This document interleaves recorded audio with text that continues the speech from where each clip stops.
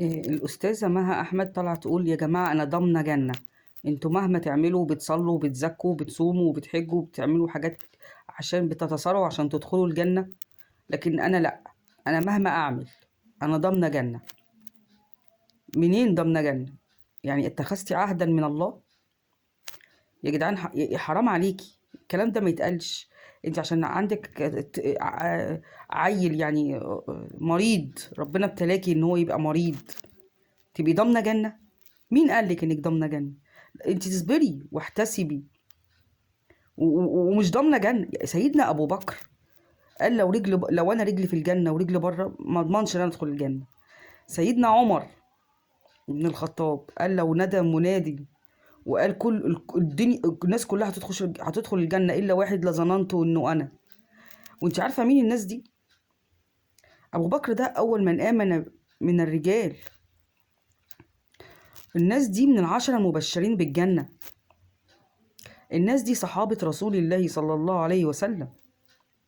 الناس دول يعني كانوا يعني كل واحد فيهم حمى النبي محمد صلى الله عليه وسلم. يعني من 10 مبشرين وصحابة النبي والخلفاء الراشدين وكل حاجة، وما قالوش احنا ضامنين جنة. انت منين جبتي انك ضامنة جنة؟ حرام يا حبيبتي، انت ما ينفعش تقولي الكلام ده. ما ينفعش تقولي الكلام ده، ومفيش حد ضامن جنة حبيبتي. على كده بقى ان اعداء الاسلام واعداء الدين واليهود والنصارى والكفرة كل واحد فيهم بقى عنده طفل او عنده عيل معاق هيدخل بيه الجنة. لا طبعا، لا طبعا، مفيش الكلام اللي بتقوليه ده.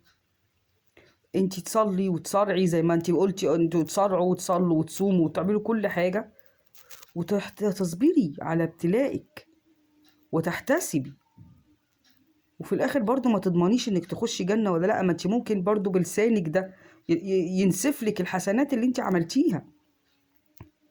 انك تقولي انا ضامنة جنة ضامنة جنة، الكلام ده حرام. ما الكلام ده ممكن ينسف اي حسنات انت عملتيها. وتقولي انا مهما اعمل، يعني تتعري وتتبرجي وما تتحجبيش وما تنفذيش اوامر الله وتخشي الجنة. ده عند مين؟ ده عند مين؟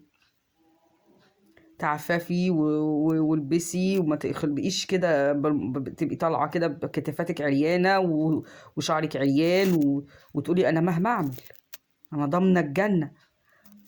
خلي بالك اللي انت بتقوليه ده حرام. حرام، وفي الاخر هتلاقيه حسره. في الاخر هتلاقي نفسك مش ضامنه ولا حاجه. حبيبتي حرام الكلام ده.